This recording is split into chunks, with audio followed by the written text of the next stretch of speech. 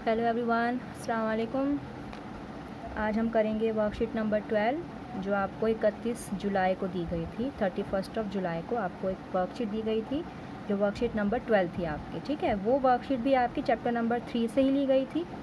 जिस चैप्टर का नाम है इक्वेशन, उस टॉपिक का एक्चुअली नाम है, मैं यहाँ पे एक लगा देती हूँ रेड पेन से स्टार, क्योंकि जब भी कभी वर्कशीट के टॉपिक की बात आती है तो मैं हमेशा उस पर क्या लगाती हूँ, रेड पेन से स्टार। तो यानी कि ये जो है आपका, ये आपका टॉपिक है वर्कशीट नंबर 12 का। ठीक है, चैप्टर का नाम तो आपको पता है, pair of linear equations into variable चल रहा है चैप्टर हमारा। तो ये उसका टॉपिक है आपका वर्कशीट नंबर 12 का, जिसका नाम है equation reducible to a pair of linear equations in two variables. दो मुतग़िर वाली ख़ती मसावातों के जोड़ों में तहलील होने वाली मसावातें। बेसिकली इसमें आपको बस ये नाम तो खैर बहुत कंफ्यूजिंग सा लग रहा होगा, बहुत लंबा नाम है, लेकिन जब आपसे करेंगे तो बहुत इजी क्वेश्चन है, बहुत ही इम्पॉर्टेंट है, बहुत ज़्यादा इम्पॉर्टेंट है। इम्पॉर्टेंट इसलिए है कि ये ज़्यादा नंबर में आता है, इसलिए अपने आप में इम्पॉर्टेंट बन जाता है। क्योंकि इस क्वेश्चन को अगर आप समझ गए तो एकदम से आप 3 या 4 नंबर अपने ले सकते हैं। ठीक है, ईजी है, थोड़ा लेंथी कह सकते हैं, लेकिन जब इजी हो जाता है क्वेश्चन तो उसकी लेंथ से फिर फ़र्क नहीं पड़ता। तो इसमें भी आप देखिए, एक आपकी इक्वेशन ये है और एक इक्वेशन ये है। जो आपने पिछले वर्कशीट में मसावातें पढ़ी हैं उनमें और इनमें आपको कुछ फ़र्क नज़र आ रहा है, इस इक्वेशन में इनमें और जो पिछली वाली है? क्या फ़र्क है? फ़र्क ये है कि इसमें x और y वेरिएबल नीचे हैं, उनमें ऊपर होते थे। मैं दिखाऊँ आपको, देखिए ऊपर है, ये ऊपर है ना x और y, और इसमें ये x और y नीचे हैं, बस यही फ़र्क है। और जब ये वेरिएबल नीचे आते हैं तभी आप पहचान कर लोगे कि भाई ये आपकी जो कौन से इक्वेशंस हैं आपकी, ये रिड्यूसिबल इक्वेशंस हैं। रिड्यूसिबल मतलब रिड्यूस होने वाली और आगे हल होने वाली इक्वेशंस हैं।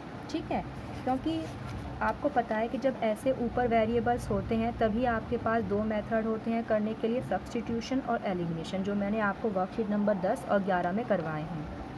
अगर आपके पास वेरिएबल नीचे आते हैं तो आपके पास कोई मेथड नहीं है। ठीक है, ठीक है, तो आपको इन क्वेश्चंस में क्या करना होगा, जब आपके पास वेरिएबल नीचे हैं सबसे पहले तो आपको इन वेरिएबल्स को ऊपर लाना है, क्योंकि जब तक आप इन वेरिएबल्स को ऊपर नहीं लाएंगे आप ना ही तो सब्स्टिट्यूशन बदल का तरीका इस्तेमाल कर सकते हैं और ना ही एलिमिनेशन मेथड आप इस्तेमाल कर सकते हैं। 2 ही मेथड आपके पास हैं, 2 ही जब आप इस्तेमाल नहीं कर सकते तो आप आगे हल भी नहीं कर सकते इसको। तो सबसे पहली स्टेप, जब भी कभी आप ये देखें कि आपके वेरिएबल इसमें नीचे हैं तो आप क्या करेंगे, उनको सबसे पहले आपकी स्टेप क्या होनी चाहिए कि आप उन वेरिएबल्स को ऊपर लाएंगे। ठीक है, तो the first step that you got to follow, क्या करना है, उसमें वेरिएबल्स को ऊपर लाना है। और उसके लिए आपको क्या करना होगा, देखिए इस 2 को अगर मैं भूल जाऊं तो मेरे पास, अगर मैं इस 2 को, इक्वेशन को दोबारा लिख के दिखा रही हूँ मैं आपको, 2 को भूल जाइए, अलग रख लीजिए। ये 1/x है वेरिएबल, कि देखिए जब 2 1 ज़ा 2 जब मल्टीप्लाई होगा तो 2 1 ज़ा 2/x 2/x आ गया। ठीक है, प्लस 3 को अलग रखिए और ये 1/y को ऐसे कर लीजिए। मैंने ऊपर 1 इसलिए लिया क्योंकि यहाँ पे 3 है, और 3 कब आया, जब 3 किससे मल्टीप्लाई होकर 3 ही आता है, 1 से ही तो आता है 3 मल्टीप्लाई हो, क्योंकि ये आपका वो है मुफरिद आदाद है, प्राइम नंबर है। तो मैं 1/y ले लिया मैंने, और यहाँ पे मैंने 13, इसको मैं थोड़ा रिड्यूस कर रही हूँ ताकि मैं आगे सॉल्व करने में मुझे हेल्प मिल जाए। अब यहाँ पे 5 है तो मैंने यहाँ पे 1/x ले लिया, 4 है 1/y ले लिया, और -2 ऐसे ही रहा मेरा। ठीक है, अब अगर मैं इस 1/x को कुछ सपोज कर लूँ, let 1/x equals to p, comma, और 1/y इक्वल्स टू q। ठीक है, आप कोई और वेरिएबल भी ले सकते हो, m n, लेकिन मैंने p और q लिया है, और बुक में भी p और q ही लिया गया है, NCERT बुक में आपकी, तो आप भी p और q ही ले लो। वैसे ऐसा कोई वो नहीं है, जो मर्ज़ी वेरिएबल ले लो, मेन तो होता है कि आपको मेथड आना चाहिए और how to solve the questions, ये आपको पता होने चाहिए। ठीक है, तो you can take any variable instead of this p and q, और चाहे तो यही ले लो। तो मैंने 1/x को p ले लिया और 1/y को q ले लिया। अब जहाँ जहाँ 1/x है वहाँ वहाँ मैं p पुट करूँगी, ठीक है। इस बात का ख्याल रखना, बच्चे क्या करते हैं अक्सर जहाँ जहाँ 1/x है वहाँ वहाँ 1/p पुट कर देते हैं। क्यों करते हो भाई?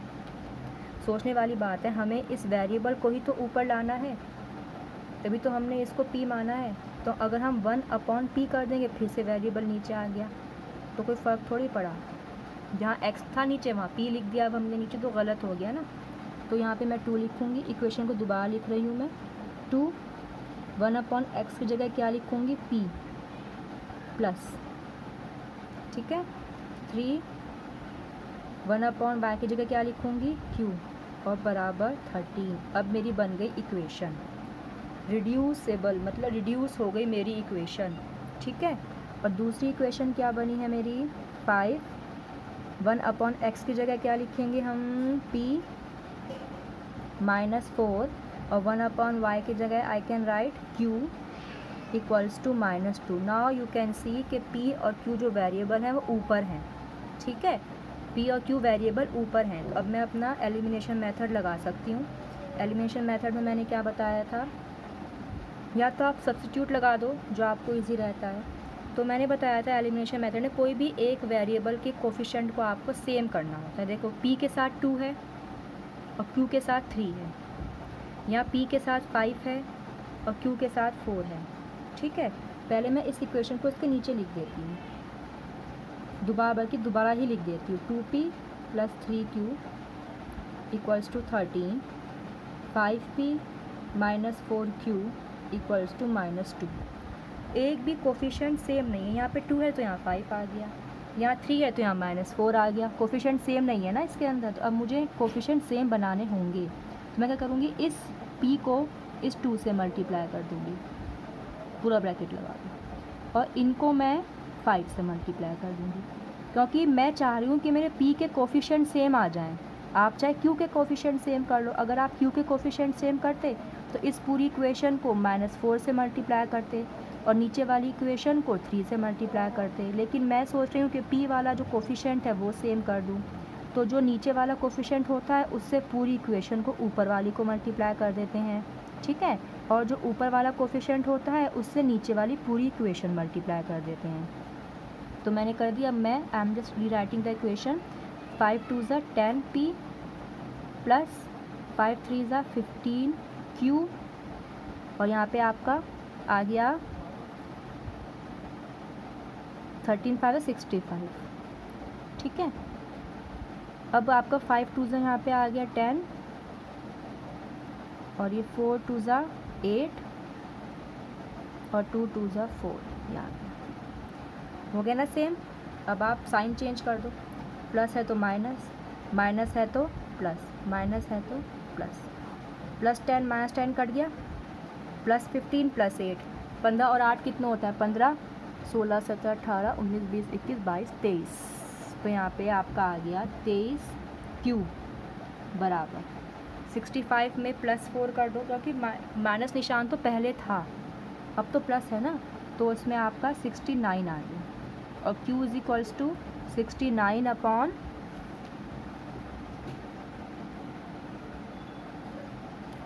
23, ठीक है।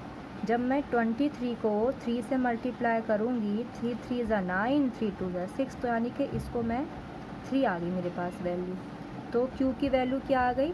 3, ठीक है। q की वैल्यू क्या आ गई मेरे पास? 3। अब मैं इसमें पुट कर दूँ ताकि p की वैल्यू भी आ जाए। तो 5p - 4 × 3 इक्वल्स टू -2, 5p 4 3 ज़ा 12 -2, 5p, ये 12 यहाँ जाके प्लस का बन जाएगा, तो 5p 12 प्लस माइनस माइनस, 12 में से 2 गए 10, 12 बड़ा है, प्लस का निशान तो +10 आएगा। p इक्वल्स टू 10/5 और 5 2 ज़ा 10, यानी p मेरा 2 आ गया।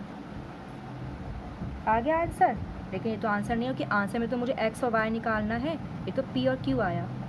अब मैं क्या करूँगी, इसमें q की वैल्यू यहाँ रखूँगी और p की वैल्यू यहाँ रखूँगी। देखो मेरे पास 1/x क्या था, p,